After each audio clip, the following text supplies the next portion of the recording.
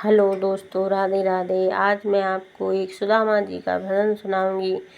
जब सुदामा जी गरीबी से जूझ रहे थे, उनके पास भी एक मुट्ठी भी चावल नहीं थे, तो उनकी पत्नी उनसे बोलती हैं कि आप द्वारकाधीश की नगरी को जाओ, उनसे कुछ थोड़ा सा धन लेके आओ। बच्चे भूखे बिलख रहे हैं, उनके लिए कुछ तो हो। उनने विनती की।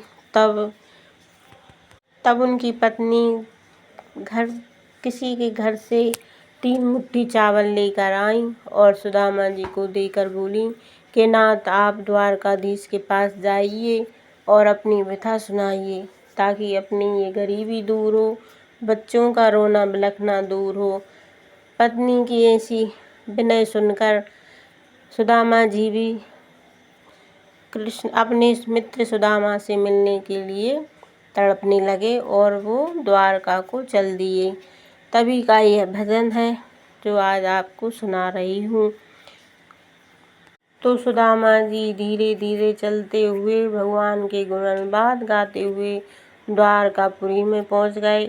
तब द्वारकापुरी के लोग नर नारी देखते हैं कि ये कैसा व्यक्ति आया है, और जब रुक्मिणी मैया ने देखा, उन्हें देखकर भगवान से भी क्या बोलती हैं, आइए आप जानते हैं। कि देखत श्याम हंसे, सुदामा जी को देखत श्याम हंसे। देखत श्याम हंसे, सुदामा जी को देखत श्याम हंसे। हंसे हंसे पूछे बहु राधिका, हंसे हंसे पूछे बहु राधिका, जे तुमरे कौन लगे। सुदामा जी को देखत श्याम हंसे, जे तुमरे कौन लगे। सुदामा जी को देखत श्याम हंसे। बचपन के हमरे मित्र सुदामा, बचपन के हमरे मित्र सुदामा, एक ही साथ पढ़े। सुदामा जी को देखत श्याम हंसे, देखत श्याम हंसे। सुदामा जी को देखत श्याम हंसे। सिर पे पगड़ी फटी बिमाई, सिर पे पगड़ी फटी बिमाई, पैरों में छाले पड़े। सुदामा जी को देखत श्याम हंसे, देखत श्याम हंसे। सुदामा जी को देखत श्याम हंसे, देखत श्याम हंसे। सुदामा जी को देखत श्याम हंसे। तुम तो प्रभु जी दीन दयालु, तुम तो प्रभु जी दीन दयालु, जे काए से बहे। सुदामा जी को देखत श्याम हंसे, जे काए से भये। सुदामा जी को देखत श्याम हंसे, देखत श्याम हंसे। सुदामा जी को देखत श्याम हंसे, देखत श्याम हंसे। सुदामा जी को देखत श्याम हंसे।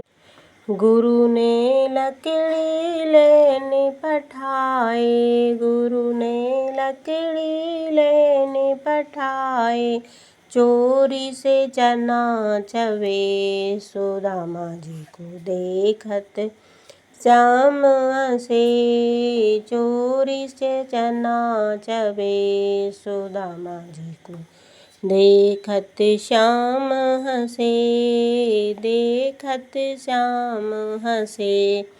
सुदामा जी को देखत श्याम हंसे, देखत श्याम हंसे।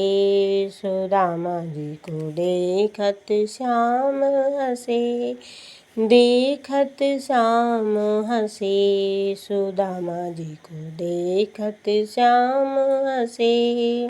जैसी करनी वैसी भरनी, जैसी करनी वैसी भरनी, हमने कछु न करे, सुदामा जी को देखत श्याम हंसे। हमने कछु न करे, सुदामा जी को देखत श्याम हंसे। देखत श्याम हंसे, सुदामा जी को देखत श्याम हंसे।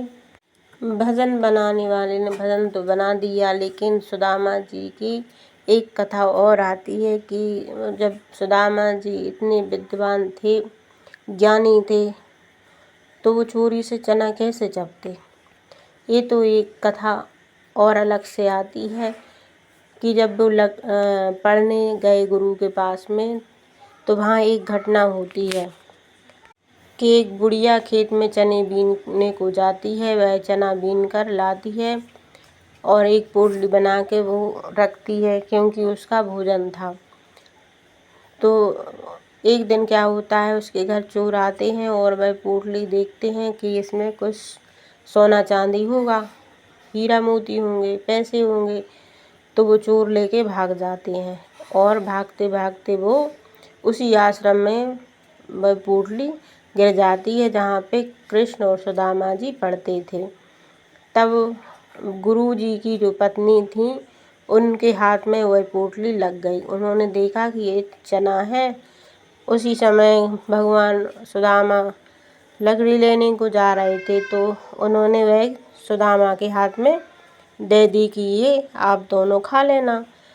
तब सुदामा जी ने देखा तो वे जान गए कि ये श्रापित है, क्योंकि उस बुढ़िया ने श्राप दे दिया था कि जो कोई इन चनों को खाएगा वो दलित भी हो जाएगा।